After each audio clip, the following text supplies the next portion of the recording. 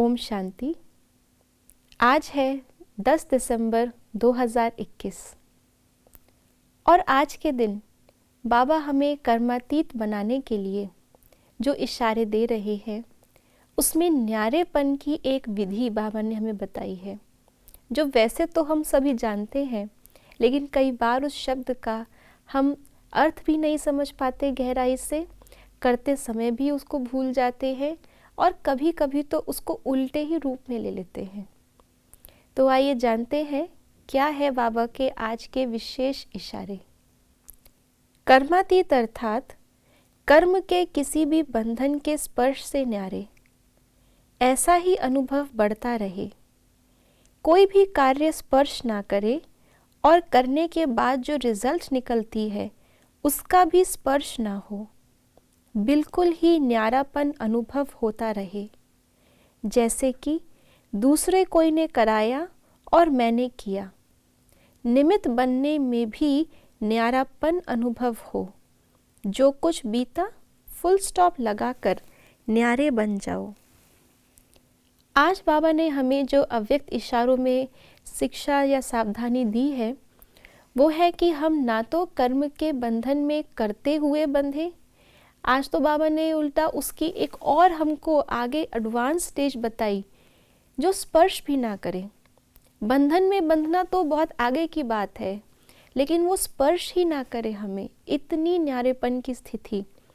इसके लिए बाबा ने कहा कि साथ साथ जो रिजल्ट आता है हमें, कर्म का रिजल्ट, क्योंकि कर्म के रिजल्ट के आधार पे ही हम कई बार अपना अगला कर्म निर्धारित करते हैं।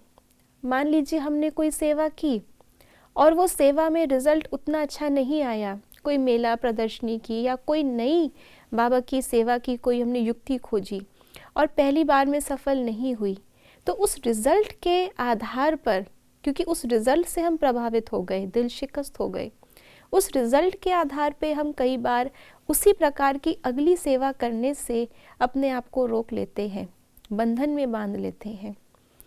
तो और कभी कभी कोई रिजल्ट का अच्छा फल मिल जाता है तो बार बार उसी सेवा में हमारी इच्छा या हमारा रुझान हो जाता है।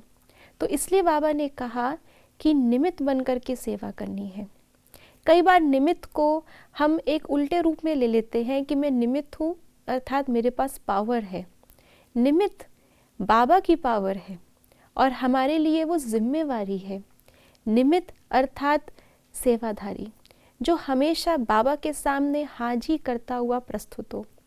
तो निमित्त बनने से हम एक रस रह सकते हैं। कर्म कैसा भी हुआ, रिजल्ट कैसा भी हुआ, अच्छा बुरा सब कुछ बाबा पे समर्पित। और साथ साथ बाबा ने कहा बीती को फुल स्टॉप। ये भी न्यारा बनने के लिए बहुत सहज विधि है। कोई भी कर्म हुआ उसको उसी क्षण वहीं बाबा पे अर्पित करके हम फुल स्टॉप लगा के अगले कर्म के लिए अपने आप को बिल्कुल तैयार कर लें। तो इस विधि को अपनाते हुए आइए हम सभी पुरुषार्थ करें और बाबा के भाव को समझकर हम कर्मातीत बनते चलें। ओम शांति।